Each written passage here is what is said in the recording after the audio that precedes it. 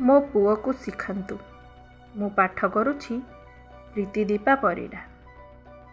ଏକଦା ଆମେରିକାର ରାଷ୍ଟ୍ରପତି ଆବ୍ରାହମ ଲିଙ୍କନ ତାଙ୍କ ପୁଅର ଶିକ୍ଷକଙ୍କ ପାଖକୁ ଏହି ଚିଠିଟି ଲେଖୁଥିଲେ। ଏହା ଗୋଟିଏ ଐତିହାସିକ ଦଲିଲ। ପ୍ରିୟ ଗୁରୁଜୀ, ଦୁନିଆର ସବୁ ଲୋକ ନ୍ୟାୟବାନ ନୁହନ୍ତି ବା ସମସ୍ତେ ସବୁବେଳେ ସତ କହନ୍ତି ନାହିଁ। ଏକଥା ତ ମୋ ପୁଅ ଦିନେ ନା ଦିନେ ଜାଣିପାରିବ।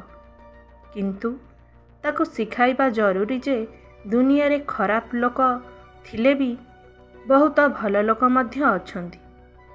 ସ୍ୱାର୍ଥପର ରାଜନେତା ବି ଅଛନ୍ତି। ଲୋକଙ୍କ ମଙ୍ଗଳ ପାଇଁ କାମ କରୁଥିବା ଦେଶପ୍ରେମୀ ବି ଅଛନ୍ତି।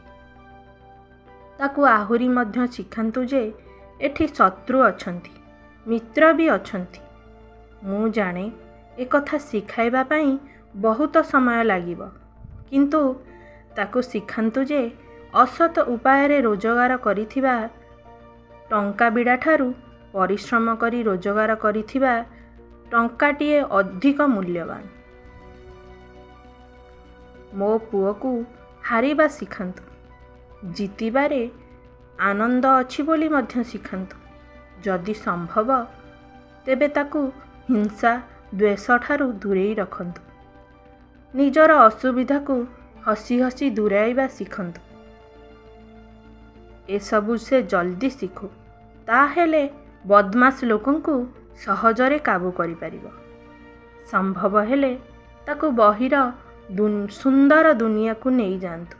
ତା ସହିତ ପ୍ରକୃତିର ବୈଚିତ୍ର୍ୟ, ନୀଳ ଆକାଶରେ ଉଡ଼ୁଥିବା ପକ୍ଷୀ, ସୁନେଲି ଖରାରେ ଗୁଣୁଗୁଣୁ ହେଉଥିବା ମହୁମାଛି ଏବଂ ପାହାଡ଼ରେ ହସି ଉଠୁଥିବା ଜଙ୍ଗଲୀ ଫୁଲକୁ ଦେଖିବାକୁ ଦିଅନ୍ତୁ। ସେ ଶିଖୁ ଯେ ନକଲ କରି ପାସ୍ କରିବା ଅପେକ୍ଷା ଫେଲ୍ ହେବା ଯଥେଷ୍ଟ ଭଲ।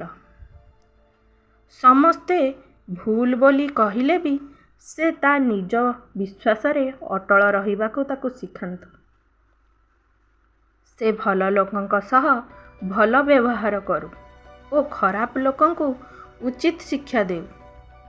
ସମସ୍ତେ ମେଣ୍ଢା ଭଳି ସେଇ ଗୋଟିଏ ଚିରାଚରିତ ବାଟରେ ଯାଉଥିଲେ ବି ସେଥିରୁ ବାହାରି ନିଜର ରାସ୍ତା ନିଜେ ବାଛିବାରେ ସାହସ ସେ କରୁ।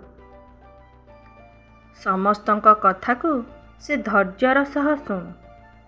ତାପରେ ତାକୁ ସତର କଷଟି ପଥରରେ ପରଖି କେବଳ ଭଲ କଥାକୁ ହିଁ ଗ୍ରହଣ କରୁ। ଯଦି ସମ୍ଭବ ଦୁଃଖରେ ବି ତାକୁ ହସିବା ଶିଖାନ୍ତୁ। ତାକୁ ବୁଝାନ୍ତୁ ଯେ ଯଦି କେବେ କାନ୍ଦିବାକୁ ପଡ଼େ ତେବେ ଲାଜ କରିବାର କିଛି ନାହିଁ। ସମାଲୋଚକଙ୍କ କଥାକୁ ସେ ନ ଶୁଣୁ ଏବଂ ଖୋସାମତିଆଙ୍କଠାରୁ ଦୂରରେ ରହୁ। ନିଜ ଶକ୍ତି ଅନୁସାରରେ ରୋଜଗାର କରି ଚଳୁ, କିନ୍ତୁ ନିଜ ଆତ୍ମା ଓ ବିବେକକୁ କେବେ ବି ବିକି ନ ଦେଉ। ଉଦ୍ଭକ୍ତ ବିରୋଧୀଙ୍କ ସାମ୍ନାରେ ବି ସତ ପାଇଁ ଲଢ଼େଇ କରିବାକୁ ତାର ଯେପରି ଶକ୍ତି ରହେ। ତାକୁ ଆପଣ ବହୁତ ବୁଝେଇ ସୁଝେଇ ଶିଖାନ୍ତୁ, କିନ୍ତୁ ଅତ୍ୟଧିକ ସ୍ନେହ ମମତା ଯେପରି ତାକୁ ବିଗାଡ଼ି ନ ଦିଏ। ତାକୁ ସବୁବେଳେ ଶିଖାନ୍ତୁ ଯେପରି ମାନବ ଜାତି ପ୍ରତି ତାର ଅସୀମ ଶ୍ରଦ୍ଧା ରହେ। ଏସବୁ ବରାଦ ତ ନିଶ୍ଚୟ ବଡ଼ କଷ୍ଟର କାମ। ତଥାପି ଦେଖନ୍ତୁ ସେ ସୁନ୍ଦର କୁନି ପିଲାଟି ପାଇଁ ଏସବୁ ଭିତରେ ଯେତେ ପାରୁଛନ୍ତି କରନ୍ତୁ।